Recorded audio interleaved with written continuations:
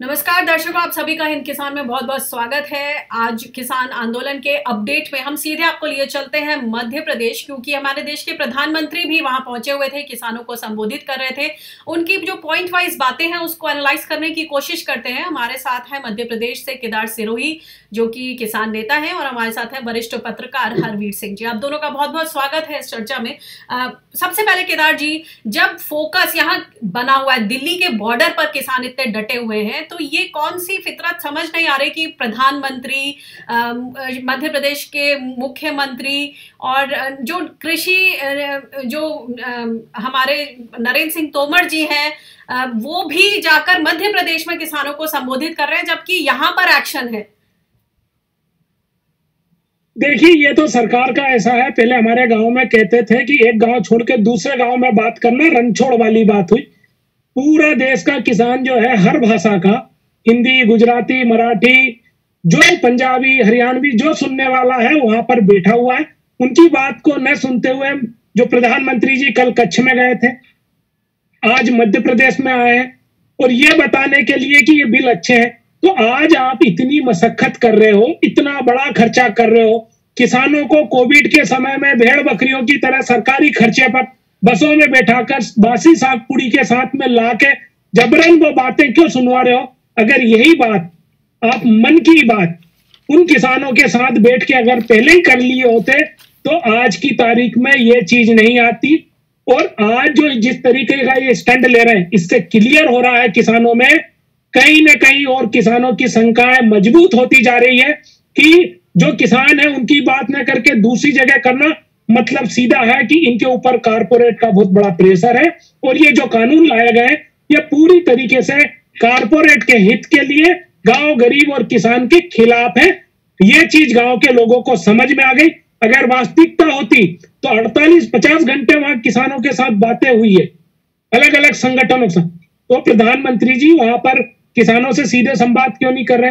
Virtual rally करने की क्या जरूरत है जब आपके पास लाखों की संख्या में किसान आपके दस्तक पर है, दिल्ली की दहलीज पर है, तो वहां पर सीधे बुलाकर बात करनी चाहिए थी। हरवीर जी से पूछना चाहती हूँ, हरवीर जी, यहाँ पर प्रधानमंत्री बड़े साफ तौर पर बोलते सुना हमने उनको कि हम किसानों से बार बार पूछ रहे हैं कि बताइए दिक्कत क्या है। उन्होंने गेंद जो है किसानों के पाले में एक तरह से डाल दी है और उन पर ये, उनके कंधों पर ये दारोमदार डाल दिया है कि आपकी तरफ से देरी हो रही है, जबकि आप ये बताएं कि क्या सच्चाई है। और बात तो यहाँ किसान सीधे अपने कृषि मंत्री और अपने देश के प्रधानमंत्री से अपने सवाल पूछ रहे हैं, तो इस पर राजनीति क्यों की जा रही है? वहां पर मंच से क्यों बोला जा रहा है कि मध्य प्रदेश में कांग्रेस के कार्यकाल को देखिए, ये 100 चूहे खा के बिल्ली हज को चली, इस तरह की बातें हमने सुनी पिछली जो संबोधन था। तो ये राजनीति कौन कर रहा है, मैं ये पूछना चाह रही हूँ, क्योंकि किसानों ने तो साफ तौर पर किसी भी राजनीतिक दल के व्यक्ति को मंच पर आने से बिल्कुल साफ मना कर दिया है। यहाँ पर जब प्रधानमंत्री कृषि मंत्री से सीधे सवाल कर रहे हैं किसान, तो गड़े मुर्दे और कांग्रेस और विपक्ष की बातें क्यों हो रही हैं, ना कि साफ जवाब? एक्चुअली देखिए, एक तो सरकार की कोशिश है जो किसानों का आंदोलन है उससे विपक्षी दलों और राजनीतिक रूप से प्रेरित आंदोलन जो है उसको दिखाने की कोशिश हो रही है। एक्चुअली इसकी ब्रांडिंग करना चाहते हैं जो अभी तक नाकाम है। देखिए, आंदोलन 2 महीने से ज्यादा पंजाब में किसानों ने आंदोलन किया, 22 दिन यहाँ पर हो गए हैं। किसानों ने किसी राजनीतिक दल के किसी प्रतिनिधि को, नेता को अपने मंच पर नहीं आने दिया और किसान समझ रहे हैं उनके मुद्दे क्या है। राजनीतिक दलों ने इन कानूनों का विरोध किया, उनका अपना काम है, उनको करना चाहिए। विपक्ष का काम क्या होता है? सरकार अगर कुछ गलत कर रही है तो विपक्ष का काम है उसका विरोध करना, उस पर आपत्ति जताना। वो विपक्ष कर रहा है, विपक्ष पॉलिटिक्स अपना काम करेगी। लेकिन इसमें आप बताएं कि कांग्रेस ने क्या किया था और किसी और ने क्या किया था, उसका कोई लॉजिक यहाँ बनता नहीं, क्योंकि इसका किसानों पर कोई असर नहीं होता है। क्योंकि ये 3 कानून अब आए हैं, इससे पहले कोई उस तरीके के कानून नहीं थे। पॉलिसी लेवल पर जो भी चेंजेस होती रही उसके फायदे भी मिले, उससे दिक्कतें भी हुई हैं, लेकिन ये नहीं नकार सकते आपके कुछ फायदे नहीं मिले। अगर 60s में एमएसपी की पॉलिसी ना आती, हाई यील्डिंग वेराइटीज के सीड ना आते, देश में केमिकल फर्टिलाइजर के प्लांट्स ना लगते, तो क्या ये देश आत्मनिर्भर हो पाता खाद्य सुरक्षा के मामले में? दूसरे बाकी जो उत्पादन है, आज हम ज्यादातर फसलों के मामले में सेल्फ सफिशिएंट है। ये कोई ऐसा तो है नहीं कल किसी ने कोई प्लांट लगा दिया जमीन खरीद के और वहां होने लगा। इसमें दशकों लगे हैं। अगर मिल्क में हम लोग यहाँ पहुंचे तो 50-60 से काम शुरू हुआ उसके ऊपर।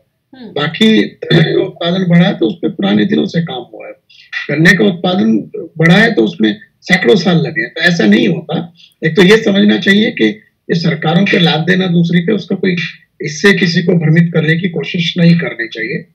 और बार बार किसी पॉलिटिकल पार्टीज को आप गाली दें, आपका काम है, वो आपको कहेंगे, आप उनको कहिए, लेकिन किसान को क्यों बीच में मोहरा बनाते हैं आप? ये बिल्कुल गलत बात है।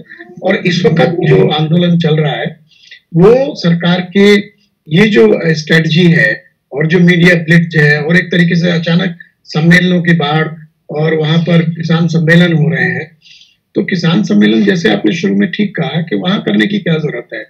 जहां नाराज किसान बैठे उनसे बात कीजिए। और आप बात आधी अधूरी करते हैं तो आप बात करना है तो डिटेल में बात कीजिए ना आप। तो सर डिटेल की बात मैं बताती हूँ कि प्रधानमंत्री ने काफी सारे आंकड़े सामने प्रस्तुत किए हैं ये बताने के लिए, अपने आर्ग्यूमेंट्स देने के लिए कि एमएसपी की बात हो, एपीएमसी मंडियों की बात हो या फिर कॉन्ट्रैक्ट फार्मिंग की, तमाम आंकड़े दिए हैं जिनको मैं सामने रखना चाहती हूं। और इस पर मैं पूछना चाहती हूं केदार जी, सीधे सीधे ये बोला गया है कि एपीएमसी को लेकर जिस तरह की बातें हो रही हैं, नए कानून आने से जो एपीएमसी मंडियां हैं उनका अस्तित्व खत्म हो जाएगा। मगर प्रधानमंत्री जी ने बड़े साफ तौर पर यह बोला कि मंडियों को तो कहीं भी कोई भी मंडी बंद नहीं हुई है। और जो मध्य प्रदेश के किसान हैं उन्होंने तो इन 3 कृषि कानूनों को गले लगाया है। इस पर आप क्या बोलेंगे? सबसे पहले मंडियों पर मैं पूछना चाहती हूँ क्योंकि पीछे मैं खबरें पढ़ रही थी कि खासतौर से मध्य प्रदेश में जब से ये कृषि कानून आए हैं, मंडियां जो है लगभग 70% मंडियां पैरालाइज हो गई हैं। क्या सच्चाई है? देखिए, इसमें बिल्कुल सच्चाई। मध्य प्रदेश का किसान मोदी जी के बिलों को गले नहीं लगाया। अगर गले लगाया हुआ होता तो मध्य प्रदेश में सम्मेलन करने की क्या जरूरत है? इनको पता है कि मध्य प्रदेश का किसान अगर आंदोलन पे खड़ा हो गया तो बहुत लंबे समय तक और बहुत मजबूती के साथ आंदोलन करता है। वो भनक इनको लग गई थी कि मध्य प्रदेश के किसानों ने इनके बिल को रिजेक्ट कर दिया। इसीलिए तमाम जगह मतलब पानी आने के पहले पाल बांधने वाली बात हमारे गाँव में होती है, वो लोग ये कर रहे हैं। किसान ने यहाँ पर पूरे बिल को रिजेक्ट कर दिया, इसीलिए इनके यहाँ किसान कम, इनके कार्यकर्ता ज्यादा गए, ऐसी पूरे न्यूज़पेपरों में हेडिंग थी। दूसरी रही बात, डेटा से, फर्जी डेटा से सरकार नहीं चलती और डेटा से सिर्फ जियो चल सकता है, मध्य प्रदेश का किसान नहीं चलेगा। मसला यह है कि मंडियां यहाँ पर 70% पैरालिसिस हो चुकी है। सैलरी देने की बात नहीं आ रही है। आज हमारा जो 1400-1200 करोड़ का रेवेन्यू था वो उसको ये घटा के 1/3 कर रहे हैं, 400 करोड़ करीब का ये एज्यूम कर रहे हैं। 600 करोड़ का इन्वेस्टमेंट है, फिक्स उनको एक्सपेंसेस करना है, तो 400 करोड़ में कैसे चलाएंगे जबकि सरकार ने कोई भी बजट एलोकेशन इनके लिए नहीं किया है।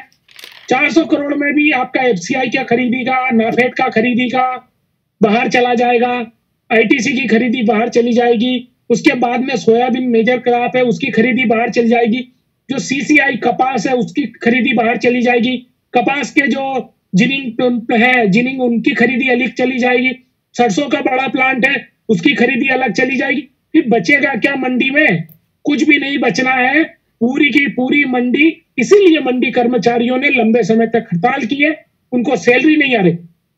बहुत सी मंडियों के वीडियो आपके सामने, हमारे सामने है, मोदी जी के सामने नहीं जाते हैं क्योंकि वो डरते हैं इनके लोग भेजने में। वो लोग खुलकर कह रहे हैं कि हमारी तनख्वाह नहीं मिलेगी। अगर वो ये बात बोल रहे हैं तो इससे बड़ी सत्यता, इससे प्रामाणिकता और कुछ हो नहीं सकती है। मंडियां खत्म होने की कगार पर है, वो भी मध्य प्रदेश जैसे राज्य। हरवीर जी ये बताएं कि प्रधानमंत्री जी ने इसको साफ तौर पे सामने रखा कि हम तो मंडियों को आधुनिक बना रहे हैं, काफी निवेश कर रहे हैं, उन्होंने 500 करोड़ रुपए खर्च करने की बात कही, तो वो बोल रहे हैं कि ये बातें एकदम बेबुनियाद हैं। मगर दूसरी तरफ जो केदार सिरोही जी ने बात रखी कि ये सच्चाई है कि मध्य प्रदेश में जो मंडी कर्मचारी लंबे समय तक उन्होंने हड़ताल की और जो मंडी शुल्क है और वो सब जो घटा दिया गया है, उसके बाद की जो तस्वीर है, इससे आप क्या गैदर करते हैं कि अल्टीमेटली जो भविष्य की तस्वीर होगी, क्या ऐसे मंडियां compete कर पाएंगी जो प्राइवेट निजी यार्ड्स बाहर खोले गए हैं और खरीद फरोख्त होगी? एक लेवल प्लेइंग फील्ड तो खत्म हो गया, तो ऐसे में तो मंडी धीरे धीरे खत्म ही हो जाएंगी। स्लो डेथ या फास्ट डेथ, क्या कहेंगे आप? देखिए, स्ट्रेटजी तो वही है। पहले तो ये 500 करोड़ रुपया, इतना बड़ा देश है, कितने हजार मंडियां हैं, किसको दिए, इसमें एलोकेशन कितना हुआ है, आपने क्या दिया है, किस काम के लिए दिया है, किस मद में ये खर्च हुआ है वहां पर। और कोई भी इंफ्रास्ट्रक्चर खड़ा करने के लिए अगर मंडी में आप इलेक्ट्रॉनिक वेइंग मशीन्स भी लगाएंगे या डिस्प्ले भी लगाएंगे, ये तो उसके लिए भी नाकाफी हो जाएगा। आपको वहां पर प्लिंथ बनाना पड़ता है, वहां पे आपको प्लेटफॉर्म्स बनाने पड़ते हैं। मंडी के लिए आपको लैंड एक्विजिशन करना पड़ता है। मंडी कोई ऐसी चीज थोड़ी है कि एक छोटा सा शॉप फ्लोर है। मंडी सैकड़ों एकड़ में होती है, जिसमें हजारों लाखों किसान आ सकते हैं किसी भी जरूरत पड़ने के बाद। अपने उसमें ट्रक होंगे, उसमें ट्रैक्टर्स होंगे, तो ये सब होता है। फिर उसको मैनेज करने के लिए ये 0.5% के जो मंडी शुल्क से कैसे मैनेज करेंगे, कितना संसाधन आएगा? मत लीजिए, आप जीरो कर दीजिए, लेकिन बजट में प्रोविजन कर दीजिए। फिर आप बजट पे कोई प्रोविजन नहीं है। तो बेसिकली मैं तो इस बात का मुझे अनुभव है कि सेंट्रल गवर्नमेंट के फूड सेक्रेटरी ने खुद एक बार मुझे कहा कि मध्य प्रदेश में प्रोक्यूरमेंट करने जा रहे हैं, लेकिन वहां पर कोई और एक प्रॉपर इंफ्रास्ट्रक्चर ही नहीं है। उन्होंने किसान से सीधे बात की, उसने अपना खेत दिया फ्री में 1 महीने के लिए कि इसमें आप प्रोक्यूरमेंट कर लीजिए। तो पहले इंफ्रास्ट्रक्चर नहीं है उस तरीके से। आप पूछिए कितने किलोमीटर पर एक मंडी वहां पर सरकारी मंडी है, और उसमें कौन सी आधुनिकतम सुविधाएं हैं, तो आप कौन सा एक्सपेंशन कर रहे हैं? तो ये सरासर गलत है।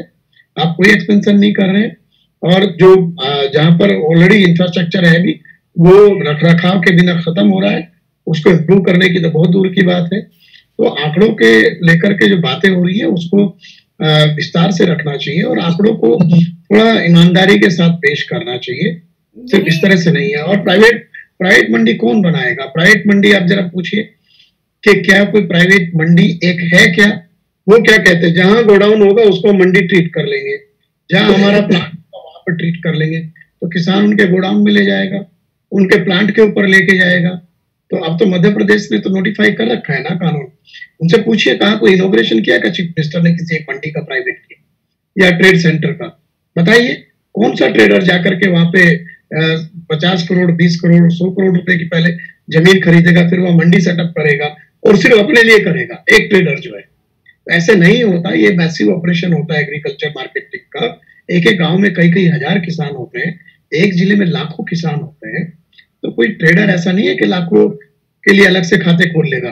क्यों होता है ऑर्गेनाइज ट्रेड की जगह? ऑर्गेनाइज का इसलिए होता है कि बायर और सेलर को पता है कि ये स्पॉट है जहां पर हम जाएंगे, और यहाँ पर खरीदने वाला भी आएगा और बेचने वाला भी आएगा। इनसे पूछिए कि क्यों एक स्टॉक एक्सचेंज चाहिए आपको, एनएससी, या क्यों मुंबई स्टॉक एक्सचेंज चाहिए? वो तो बहुत मॉडर्न ट्रेड है ना आपका स्टॉक्स का। तो क्यों चाहिए? क्यों हर जिले में एक स्टॉक एक्सचेंज नहीं है? क्यों हर कस्बे में एक एनएससी नहीं है? क्या जरूरत है एक बड़ा स्ट्रक्चर बनाने की आपको? इवन इन मॉडर्न इंफ्रास्ट्रक्चर जो टेक्नोलॉजी बेस्ड करके ट्रेडिंग है, वहां पर भी आपको चाहिए। तो आप यहाँ कह रहे हैं कि किसान क्या ट्रेडर दरवाजे जाएगा फार्मर के कि किसी के पास 50 क्विंटल है, किसी के पास 2 क्विंटल है, सबसे अलग अलग खरीदेगा, सबसे अलग अलग मोल भाव करेगा? हम लोग क्या वापस जा रहे हैं? जो जहां पहुंचे थे उससे रिवर्स में जा रहे हैं। अगर इतना अच्छा होता तो 1939 में जब पहली बार पंजाब में मंडी एक्ट सर छोटूराम लेकर के आए, उनका यही तो कहना था कि मंडी के बाहर जो लूट होती है उसको हमें रोकना है।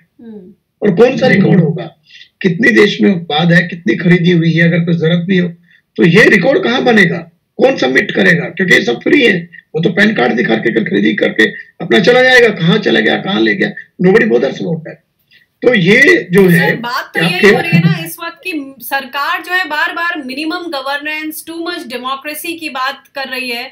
और इस सब के बीच जब इस तरह की ये 3 कृषि कानून आए हैं, तो मैं एक बार फिर से एमएसपी के जो आंकड़े प्रधानमंत्री जी ने पेश किए हैं, चाहे वो गेहूं, धान, ज्वार, मसूर, चना, तुअर हो, इन सब में एक कंपैरेटिव एनालिसिस और चार्ट उन्होंने पेश किया है कि कुल मिला के उसका निचोड़ यही है कि बीजेपी जो है वो ज्यादा एमएसपी देती है बनस्पत पिछली सरकारों के। केदार जी, आप इससे कितना सहमत हैं? क्योंकि आंकड़ों की जो विश्वसनीयता है अब उसी पर इतना बड़ा प्रश्न चिन्ह लग चुका है। जैसे कि अभी हरवीर जी ने बोला कि आंकड़ों के साथ बहुत खेल होता है। मेरे सामने प्रधानमंत्री जी के दिए आंकड़े और साथ में analysis of data from ministry of agriculture and farmers welfare as on September 19, 2020 के आंकड़े हैं, जिसमें उल्टा दिखाया गया है कि यूपीए के समय जो एनुअल ग्रोथ रेट है एमएसपी की वो ज्यादा रही है बनस्पत मोदी सरकार के। तो ये जो कंफ्यूजन अब सामने खड़ा किया जाता है आंकड़े पेश करके, इसमें आम जनता किस तरह से पिस रही है? कैसे वो अंदाजा लगाए कि स्थिति है तो है क्या? देखिए, बात तो ये है, मोदी जी है आंकड़े के जादूगर। जैसा चाहते हैं वैसा आंकड़ा वो बोल देते हैं, और जो वो बोलते हैं उन आंकड़ों का कोई भी पूरे विश्व में ऑथेंटिकेशन नहीं करता है। वो देश की जनसंख्या पूरे विश्व की जनसंख्या से ज्यादा बता देते हैं। उनका इतिहास का भी नॉलेज हमने देखा है कि कई बार वो स्वामी विवेकानंद जी और उनका एक साथ में सन बता देते हैं। इसी तरह एग्रीकल्चर में भी वो आंकड़े जो उनको याद आ जाते हैं वो आंकड़े बता देते हैं।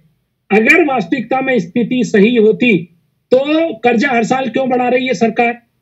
आय दुगनी करने का, आत्मनिर्भर का हर साल नारे क्यों बदल रही है? आज देख लीजिए, 1800 की मक्का 900 रुपए में बिक रही है प्रैक्टिकली। गेहूं जो है वो 1200-1400 में बिक रहा है। धान नीचे बिक रहा है। कपास लेने में तकलीफ आ रही है। पल्सेस में भी मैनिपुलेशन हो रहा है। तो तमाम तरीके से जमीन पर अगर आप देखेंगे तो किसानों के साथ तकलीफ बढ़ी है, कर्ज बढ़ा है, गांव से पलायन की तरफ बढ़े। और जो ये प्रोटेस्ट हो रहे हैं देश में, जो सबसे ज्यादा मोदी जी के कार्यकाल में हुए, वो ये दर्शाते हैं कि जो कथनी और करनी है, जो ये कहते हैं, जो दिखाते हैं, वो नहीं है। क्योंकि इनको मालूम है देश में 130 करोड़ जनसंख्या है और 12 करोड़ किसान है। तो ये झूठ बोलेंगे तो 130 करोड़ लोग समझेंगे कि हाँ बहुत अच्छा हो रहा है। अब 12 करोड़ ना भी माने तो बाकी लोगों को ये लगेगा कि देश के अन्नदाता के साथ में मोदी सरकार सबसे अच्छा काम करे। जी, एक नैरेटिव बिल्डअप करने की बात है।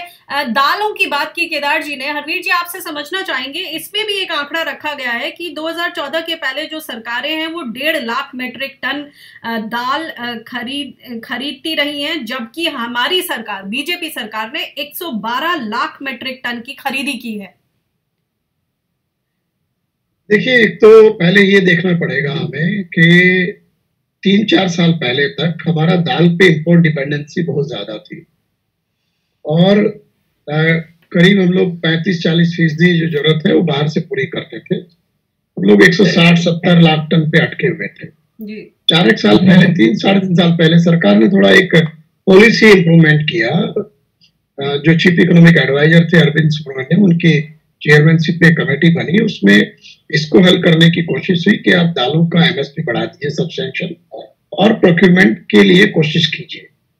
तो फिर ये जो आपका मार्केट स्टेबलाइजेशन फंड होता है उसके तहत दालों की खरीद का जिम्मा नैफेड को दिया और नैफेड ने तो एक क्रेडिट लाइन दे दिया कि आप खरीद लीजिए हमारे बिहाफ पे। तो उससे ये हुआ कि एक बफर स्टॉक बना दालों का और उसमें खरीद की गई।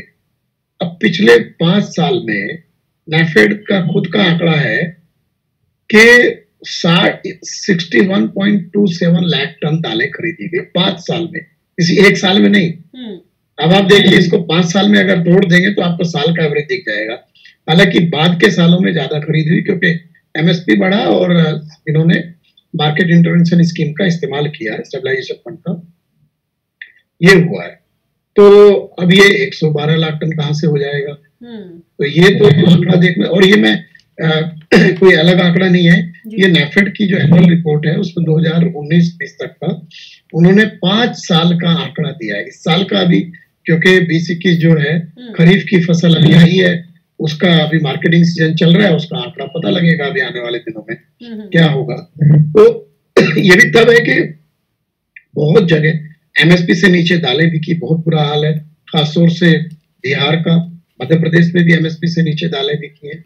सर, बात करें अगर इंपोर्ट की तो इनके कार्यकाल में भी कई दफा दालों का इंपोर्ट हुआ है, जबकि यहाँ प्रधानमंत्री खुद ही सवाल कर रहे थे कि पिछली सरकारों ने इतना अभी जो पिछले 2 महीने पहले ही 2-2.5 महीना पहले सरकार ने कम आयात शुल्क के ऊपर दाल के आयात की अनुमति दी, क्योंकि दालों के दाम थोड़ा बढ़ने लगे थे। तो दिवाली सीजन में सारी दालें सस्ते में इंपोर्ट करने की परमिशन दी। प्रधानमंत्री ने तो अफ्रीकी कंट्रीज में जाकर के कहा कि दालें यहाँ उगाएंगे, हम यहाँ से वो समझौता करके आए थे, क्योंकि दालों का इशू आ रहा था। तो सवाल है कि आपको आंकड़ों के साथ थोड़ा छेड़छाड़ नहीं करना चाहिए। आप ही की सरकार के आंकड़े हैं और फिर ये आंकड़े आपके सामने लाई जाएंगे वापस, तो फिर आप क्या जवाब देंगे? केदार जी, ये बताएं कि यूरिया की बात की प्रधानमंत्री ने, फर्टिलाइजर प्लांट्स, नए नए आधुनिक फर्टिलाइजर प्लांट्स की बात की, तो यहाँ तो मुख्य मुद्दा जब सब सुनना चाहते हैं वो है एमएसपी की गारंटी और 3 कृषि कानून वापस लिए जाने की बात। जो संयुक्त किसान मोर्चा है, जो दिल्ली में लीड कर रहे हैं, जो तमाम किसान संगठन है, वो सब यही सुनने को आतुर थे, लेकिन उन बातों पर कुछ ना बोलते हुए ये जो तमाम मुद्दे हैं कि यूरिया, नीम कोटेड यूरिया, फर्टिलाइजर के नए नए टेक्नोलॉजी प्लांट्स और ना जाने कितनी सारी बातें हुई, लेकिन जो मुख्य बात है कि किसान जो आत्महत्या कर रहे हैं, रोज अमूमन एक किसान की मौत हो रही है, पारा लुढ़क रहा है दिल्ली में। आपको क्या लगता है, कहीं ना कहीं बात जो मुख्य बारीकी होनी चाहिए बातों में, वो कहीं ना कहीं जानबूझकर नहीं ली गई? कहीं आपको लग रहा है कि डिफोकस करने की चेष्टा की गई? क्या समझ में आता है जब इस वक्त सब उस तरफ निगाहें टकटकी लगाकर बैठे हैं, तो कुछ और बातें सुनने को मिली उनके पिटारे में से? देखिए, आज का जो भाषण था, इससे देश के किसानों को बहुत उम्मीद थी। हर आदमी सुनने की कोशिश कर रहा था कि मोदी जी आज जो हमारे करीब 25 किसान जो शहीद हुए हैं वहां बॉर्डर पे बैठे हुए, लाखों की तादाद में घर छोड़कर वहां पर ट्रैक्टर लेके बैठे हैं, और देश का जो 14 करोड़ किसान है, इसमें से हर आदमी आज इस चीज को लेकर चिंतित है। तो उसको था कि मोदी जी कुछ हमारे बारे में, इस बिल के बारे में बोलेंगे, परंतु वो नहीं बोले। इसके कारण आज उनका जो क्रेडिबिलिटी है, जो उनकी विश्वसनीयता है, फार्मर में बहुत नीचे गई है। ये मैंने समझा है आज के बात में। रही बात की आज जब मुद्दे की बात करनी थी तो फर्टिलाइजर की बात क्यों कर रहे हैं? अब फर्टिलाइजर में भी जो वो आंकड़े दिखा रहे हैं कि नीम कोटेड आएगा तो फर्टिलाइजर का कंजप्शन कम होगा, इफिशियंसी बढ़ेगी, इजी अवेलेबिलिटी होगी, प्रोडक्शन बहुत ज्यादा बढ़ जाएगा। तो मुझे एक चीज समझ में नहीं आई कि इस बार 10 से 12% का उनका फर्टिलाइजर का ग्रोथ है देश में, क्यों आया? दूसरी बात, ये जो बातें ये कर रहे हैं, अगर इससे, तो फिर वो आप जीरो बजट की खेती क्यों कर रहे हो? कभी जीरो बजट की खेती किया? जी हरवीर जी, आपके पास आती हूँ। उधर कुछ ऑडियो में दिक्कत है। बस आखिरी संक्षिप्त में बताएं कि क्या लग रहा है आपको, ये जो चिट्ठी लिखी कृषि मंत्री नरेंद्र सिंह तोमर ने देश के भाई बहनों किसानों को संबोधित करते हुए, आज प्रधानमंत्री जी ने तमाम बातें की, इन सब से तो बिल्कुल साफ स्पष्ट है कि सरकार झुकने वाली नहीं है, वो इन कृषि कानूनों को बहुत क्रांतिकारी मानती है। तो अब इस स्थिति में आगे रास्ता होगा तो क्या होगा? असल में देखिए, यही चैलेंज हो गया है इस मौजूदा जो स्टेलमेट है उसका, कि सरकार अड़िग है। वो कहती है कि हमने जो किया बिल्कुल ठीक किया, और वो अपने किए को सही साबित करने के लिए तमाम सारे जो भी उपाय हो सकते हैं उनको अपना रहे हैं। किसान सम्मेलन कर रहे हैं, किसानों को सीधे बात कर रहे हैं, मीडिया में बहुत बड़े पैमाने पर जो है मटेरियल सप्लाई किया जा रहा है, विज्ञापन दिए जा रहे हैं, राज्य सरकारें विज्ञापन दे रही हैं। और क्लैरिटी के लिए जैसे कल 8 पेज का पत्र लिखा कृषि मंत्री ने, अपने आप को इमोशनली वो करके कि किस तरीके से वो खेती के जानकार हैं और खेती किसानी के परिवार से आते हैं, जीवन में उन्होंने सब कुछ देखा। लेकिन सवाल है कि किसान जिस मूड में है, जितना डिटरमिन है अपने पोजीशन को लेकर के, वो इतनी आसानी से मानने वाला नहीं है। देखिए, सुप्रीम कोर्ट ने भी कहा कि क्या आप कानूनों को अभियान में रख सकते हैं, क्या स्थगित रख सकते हैं।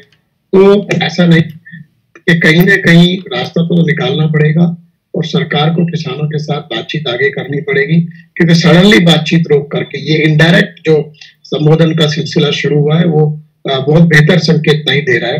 कई दौर की बात हुई, सरकार ने प्रस्ताव रखे, किसानों ने खारिज कर दिए, लेकिन फिर एक बातचीत जो गृह मंत्री के साथ हुई उसके लिए अगले दिन की जो बातचीत होनी थी वो कैंसिल कर दी।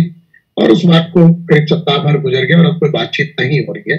तो ये बात अलग है कि सरकार में अंदर में मीटिंग्स हो रही हैं, कैबिनेट मिनिस्टर मिल रहे हैं, तो ऐसा भी नहीं है कि वो गंभीर नहीं है इस मसले को लेकर के, क्योंकि इसका जो असर है वो आर्थिक और राजनीतिक दोनों मोर्चों पर बहुत बड़ा होने वाला है।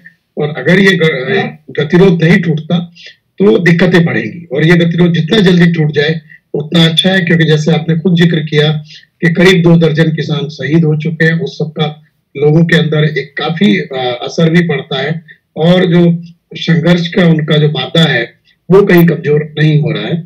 और अलग अलग छोटे संगठनों को बुलाकर बातचीत भी की गई, समर्थन भी लिया गया, लेकिन जो लोग आंदोलनरत हैं उनमें से किसी को सरकार अभी तक अलग नहीं कर पाई। ये भी एक बड़ी चुनौती सरकार के सामने है, और किसान संगठनों ने अपने मसले पर अपने आप को एकजुट रखा है।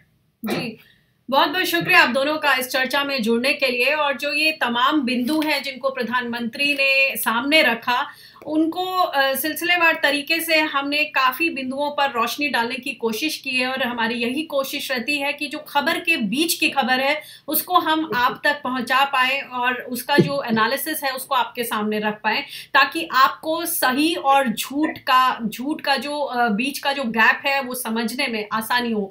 बहुत बहुत शुक्रिया हमसे जुड़ने के लिए। नमस्कार।